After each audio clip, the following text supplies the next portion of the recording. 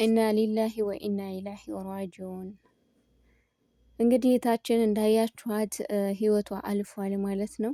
እንደ ማንኛችንም መታ ሰርቼ አልፍልኛል ቤተሰቦቼን አሳልፋለሁ ብላ ነገር ግን እንደወጣች ቀርታለች ማለት ነው። አሟሟቷ እንደዚህ ነው።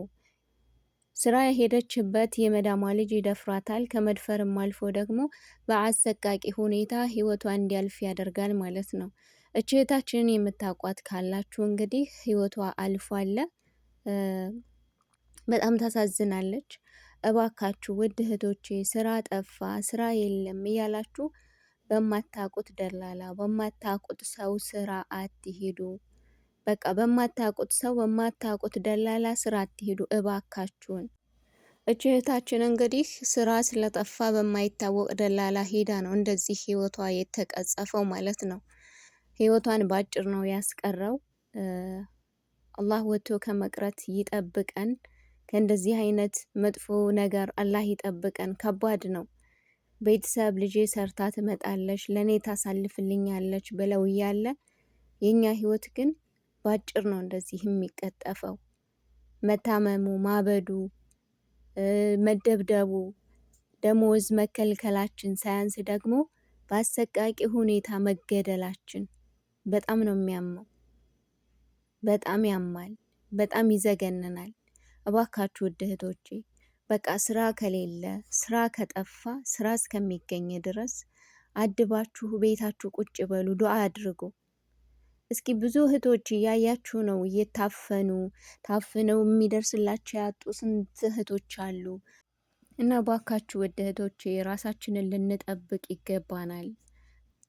የምንሄድበትን ስራ በተለይ ሸባቦች ካሉ ራሳችንን ልንጠብቅ ይገባል። ደግሞ ሸባቦች እንደው መቼም አንድ ቀን አይደለም አፍነው እንትን የሚሉን ሊተናኮሉን ይችላሉ። በሚተናኮሉን ሰዓት በቃ ስራውን ለቀን ስራውን ለቀን መውጣት አለብን። ለምን ህይወታችን እስከሚጠፋ ድረስ። ምክንያቱም እዚህ ሀገር ላይ ወንጀል ነው። እዚህ ሀገር ላይ አሁን እሱ እንደዚህ አደረገኝ ደፈረኝ ብላ ብትከሰው እሱ ይያዛል፣ ይታሰራል።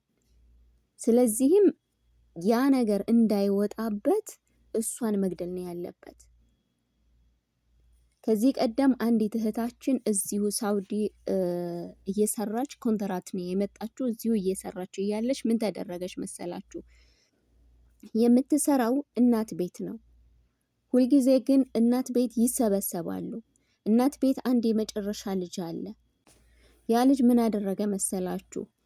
ሊደፍራት ይታገላታል።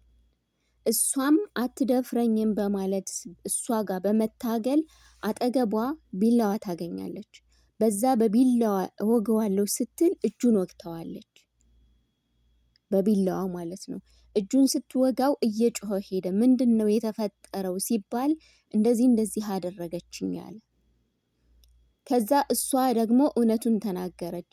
እምቢ ካላችሁኝ እኔ ከሳችኋለሁ፣ እኔ ግን ሊደፍረኝ ሲል ነው እንደዚህ ያደረኩት ብላ ተናገረች ማለት ነው።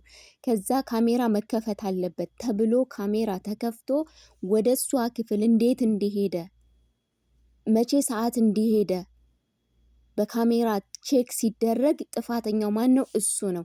ከዛ ቤተሰቦቹ እባክህን አንተ ነህ ጥፋተኛ፣ ከዚህ ድርጊትህ መቆጠብ ነበረብህ ብለው እሱን ተቆጥተው ለእሷ ምን ያደረጉላት መሰላችሁ? ቤተሰብ 50,000 ሪያል ነው ካሳ የሰጧት። በቃ ይህን ነገር ለማንም እንዳትናገሪ፣ እኛ ላንቺ 50,000 ሪያል እንክፈልሽ ብለው 50,000 ሪያል ካሽ ከፍለው ለእሷ ሰጧት ማለት ነው።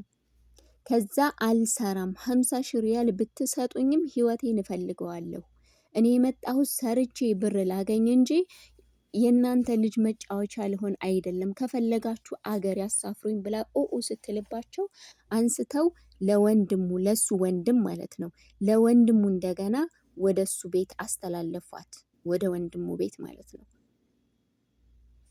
ስለዚህ ራሳችሁን መጠበቅ አለባችሁ። ራሳችንን መጠበቅ አለብን።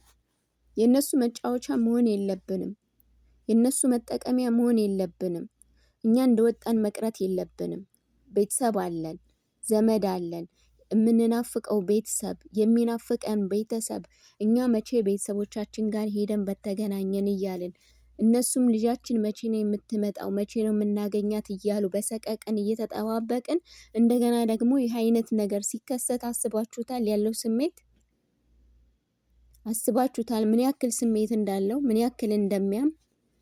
አሁን እናት ይሄንን ጉድ ብትሰማ እናት ትተርፋለች? አትተርፍም። እናት ትሞታለች።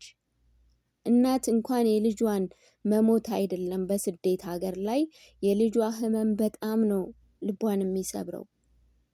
እኔ ልታመም ነው የምትለው።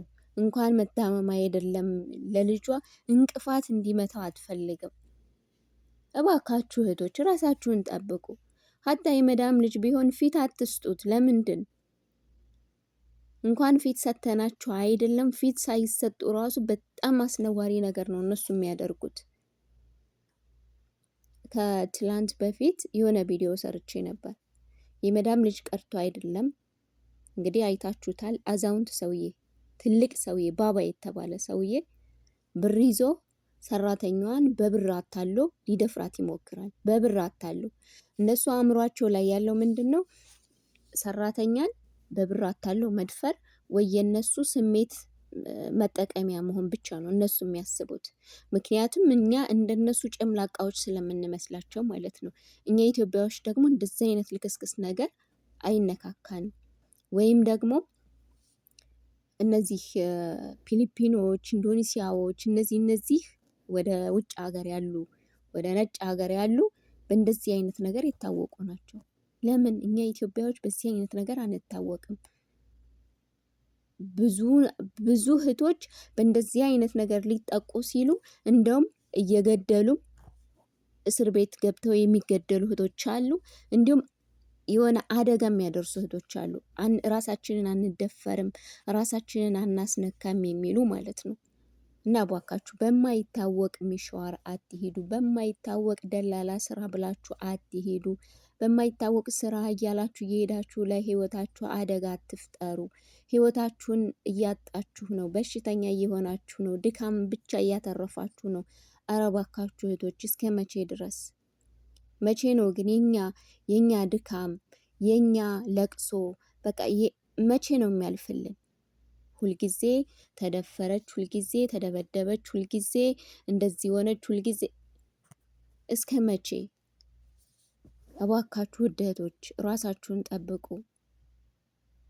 የመዳም ስራ እንደዚህ ወገባችን የሚቆርጠን አንሶ እንደገና ደግሞ ሌላ በናፍቆት የሚጠብቀን ቤተሰብ ጋር የምንገናኝበትን ቀን እየቆጠርን እያለ እንደገና መሞት፣ እንደገና ማበድ፣ እንደገና መታመም፣ እንደገና አካለ ጉዳተኝነት መሆን እጅግ በጣም ያማል። በጣም ከምላችሁ በላይ እች ልጅ አሁን እኔ ልቤን ነው የሰበረችው። ምክንያቱም እንደ ማንኛችንም መታ ሰርቼ ያልፍልኛል ቤተሰቦቼን አሳልፋለሁ ብላ ነው እንግዲህ ባላሰበችው ሁኔታ በአሰቃቂ ሁኔታ ህይወቷን ያጠፋው። ኢንሻአላህ አላህ ህይወቱን ያጥፋው። የኛ ሀገር ኤምባሲ በዚህ ጉዳይ ላይ ተከታትሎ እያንዳንዱ የመጣውን የኢትዮጵያ ዜጋውን የኢትዮጵያ ሰራተኛን ችግር እያንዳንዱን ችግር ቢከታተል አንድም የሚሞት የለም። እንዲሁም ደግሞ ቢሞቱ ራሱ ማን የገደላቸው ብሎ ከዚህ ሀገር መንግስት ጋር ቢነጋገር ኤምባሲ የተባለው ለምንድን ነው? ነገር ግን የለም፣ ማንም የሚያዝንልን የለም። ኤምባሲዎች ቁጭ ብለዋል እንጂ ለኛ ምንም የሚያደርጉልን ነገር የለም። ደላላዎች ያመጣሉ፣ ብራቸውን ይወስዳሉ፣ ቢሮ ላይ ይወረውሩናል። ቢሮ ቁጭ እንላለን። ስራ ስናጣ የሆነ ይሁን ስራ ብለን እንሄዳለን። ህይወታችን አደጋ ላይ ይደርሳል። ከእንደዚህ አይነት ነገር እኔ እንጃ። እኔ መቼ ነው የምንማረው? መቼ ነው ከእንደዚህ አይነት ነገር በቃ ነፃ የሚሆነው? የኢትዮጵያ ሰራተኞች ከእንደዚህ አይነት ከችግር፣ ከመከራ፣ ከመሞት፣ በደላላ ከመታፈን፣ በደላላ ከመበላት፣ በማይታወቅ ደላላ ስራ ሄዶ ብር ከመቀማት፣ ከመዘረፍ፣ ከመሞት፣ ከመደፈር መቼ ነው የምንድነው? ይሄ ቀን ነው ሀቂቃ የናፈቀኝ ማለት ነው። በያላችሁበት የዓለም ዳርቻ ከእንደዚህ አይነት ክፉ ነገር አላህ ይጠብቃችሁ። ሰላማችሁ ብዝት ይበል። ከናፈቋችሁ ከምትወዷቸው ከናፈቃችኋቸው ቤተሰቦቻችሁ በሙሉ ጤና አላህ ያገናኛችሁ። በያላችሁበት ሰላማችሁ ይብዛ። ለቻናል አዲስ ከሆናችሁ ሰብስክራይብ አድርጉ። ሰላም አለይኩም ወራህመቱላሂ ወበረካቱ።